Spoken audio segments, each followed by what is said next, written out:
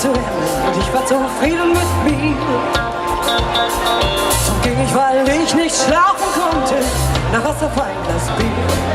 Dort waren Männer am Trinken und am Tisch, sich den Schaum von den Lippen wischen. Ich hörte sie schon von draußen schreien, drum tat ich ein. Augenblicklich war es still, nur 3 Männer am Tisch, die spielten Skat. Und einer saß mit seinem Glas am Spielautomat. Nee, das war eigentlich Traum. Kleines genau. Und die Kleine, die müssen wir uns kaufen.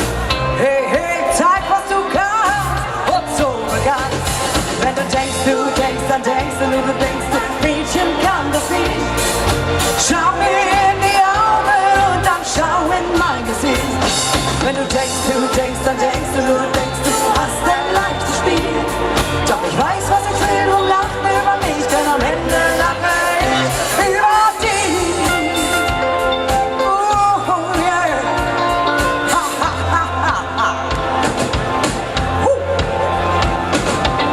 Mir kann sie's machen, sie sich so getan. Doch ich spielte und trank mit ihnen um die Wette die ganze Nacht. 28,4 und ich passe Contrarie und dann zur Kasse. Sie wurden ganz blass, denn ich gewann das Spiel.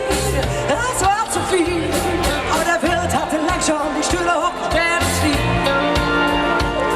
Und da saßen sie noch immer im Qualm der Zigaretten, wie auf einem sinkenden Schiff. Und ich sah die Männer, die hier trinken unter Tisch, sich den Schaum vor den Lippen wischen. Oh, der eine fiel vom Stuhl und der andere fiel ein. Ja, ich ging heim. Wenn du denkst, dann denkst du, nur du denkst, das Mädchen kann das nicht. Schau dir in die Augen und dann schau in mein Gesicht. Wenn du denkst, dann denkst du, nur